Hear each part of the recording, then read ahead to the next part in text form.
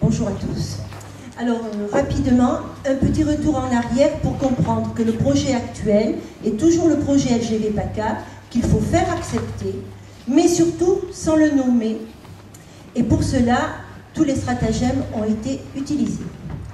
En effet, en fin 2011, il y a eu l'arrêt anticipé de la concertation suite au rejet manifeste et manifesté par la population et bon nombre d'élus, surtout dans le Var. Et il y a eu une fronde qui s'est organisée contre ce projet. Et s'en est suivi simplement un enseignement tiré par les promoteurs de ce projet qui, eux, n'ont retenu, je cite, « rejet de la grande vitesse exprimé dans le Var et les Bouches-du-Rhône à l'occasion de la concertation de fin 2011 sur le projet. » Donc, eux, ils n'ont compris que simplement la grande vitesse est rejetée, non pas le projet dans son intégralité.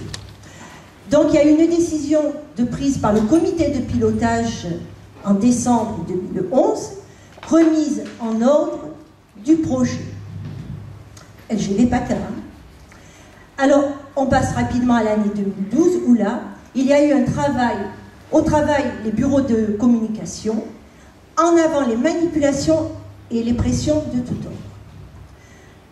Alors, un des points, c'était user de pédagogie et de pression pour obtenir l'adhésion des élus au projet, en basant l'argumentaire sur les difficultés des déplacements aux abords de Nice, Toulon et Marseille, ce qui, bien sûr, ne peut pas être contredit. Il y a eu donc réception en préfecture et dans la foulée, vote d'une motion favorable à la création d'une ligne nouvelle lors de l'AG des maires du Var, sous l'aimable pression du préfet du Var de l'époque. Les maires, même les maires absents, ont voté pour obtenir ce qui va suivre.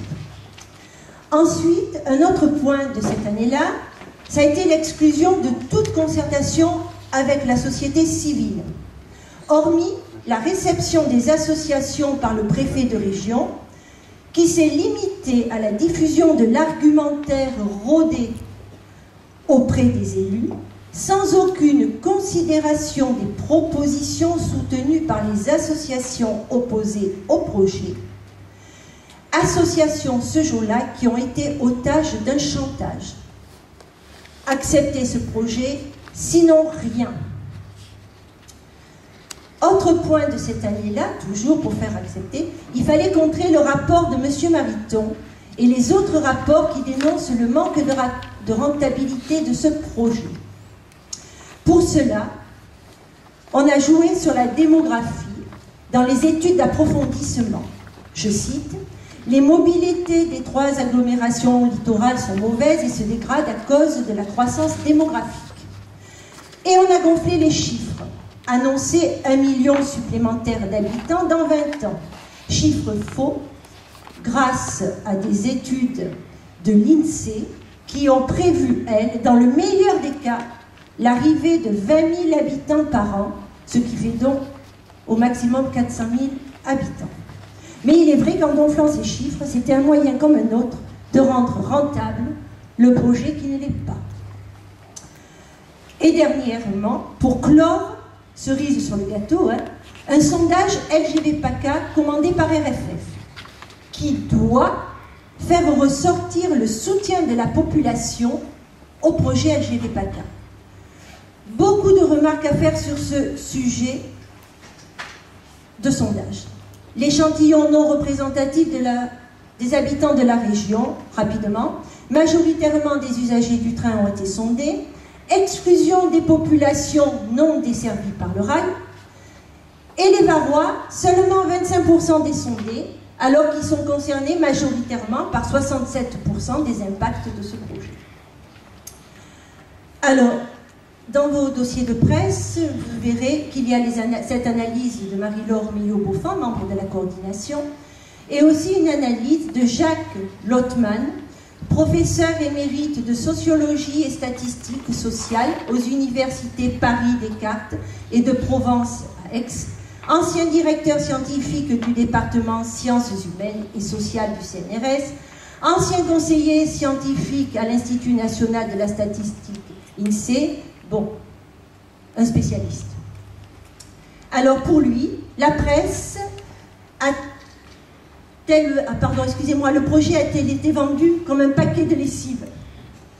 Et je cite, en d'autres termes, ce sondage s'est adressé à des consommateurs potentiels, alors que le choix à mettre en débat s'adresse aux citoyens en tant qu'habitants et en tant que contribuables.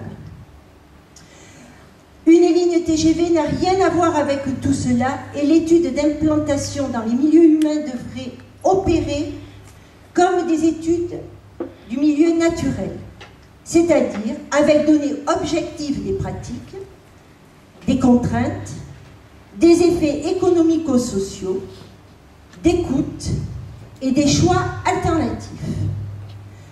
Le rapport, toujours je cite, le rapport interprète en attente de TGV, ce qui est un glissement inacceptable.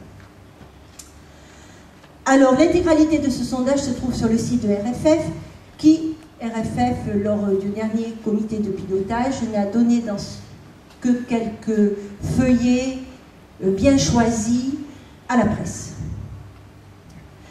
Alors, nous en venons maintenant à cette année 2013.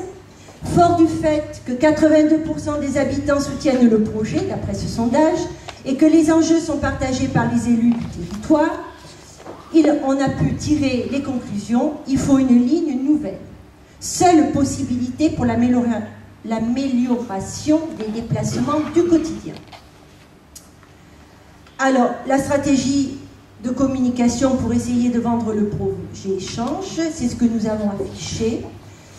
Et elle reprend tous les arguments à son compte des opposants à la LGV. Déplacements locaux prioritaires. Ce que les opposants veulent faire entendre depuis le débat public. Alors, les gros moyens mis dans la communication des pro-LGV et de lobby, patronat, syndicats, Césaire, tentative de manifestation à Nice et Marseille, communiqué de presse, pétition en ligne. Il est quand même à noter que dans le Césaire, la société civile n'est pas représentée. Hein. Si la forme, la présentation et la communication changent, le projet, lui, reste le même.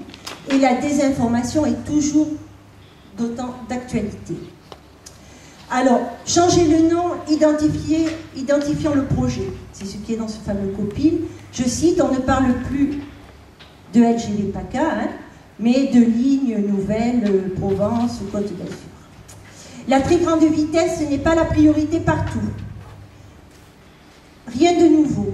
Et ça, c'est bien à signaler, car déjà en 2009, RFF disait « Le scénario de base Marseille-Toulon-Nice ne se conçoit pas comme une ligne à grande vitesse continue. » Rien de changé toujours. Et on va à la dernière partie, rapidement. Une ligne nouvelle qui n'a de nom de nouveau que le nom, c'est-à-dire qu'on change l'emballage, mais pas le contenu. L'ordre de mission de RFF est le même. La convention de financement des études préalables en enquête d'utilité publique reste inchangée. Les objectifs du projet sont identiques, mais remise en ordre oblige de ouvrir facilité constituée, on passe à facilité ouvrir constituée. Scénario Marseille, Toulon, Nice, identique depuis le débat public, vous aviez les cartes affichées. Le fuseau, il reste toujours un peu dans le flou. Quant au coût, il est toujours en référence avec la LGV PACA, et c'est Robert qui va vous en parler, et il est toujours non maîtrisé. Les temps de parcours sont identiques. Mais quand on parlait de grande vitesse, on donnait des temps non commerciaux, sans arrêt. Aujourd'hui, où on veut faire penser que le projet n'est plus de la grande vitesse, on inclut les arrêts pour modifier le temps. Ça semble un peu plus long, ce qui est tout à fait normal. Le budget des études complémentaires de la nouvelle ligne sont toujours sur le budget initial de la convention de financement LGV PACA. Le financement reste toujours à l'identique, on va vous le dire, toujours en recherche des financeurs. Le phasage de réalisation était déjà évoqué en 2009, par M. Kousquer. Et à l'époque, ce monsieur était médiateur. Aujourd'hui, il est le représentant des cofinanceurs pour soutenir le projet devant la commission Mobilité 21. Le phasage du projet donc, a un double objectif, faire accepter le coût par la commission Mobilité 21 et endormir la contestation des zones à forte opposition. Tous ces points vont vous être développés. Je vous remercie.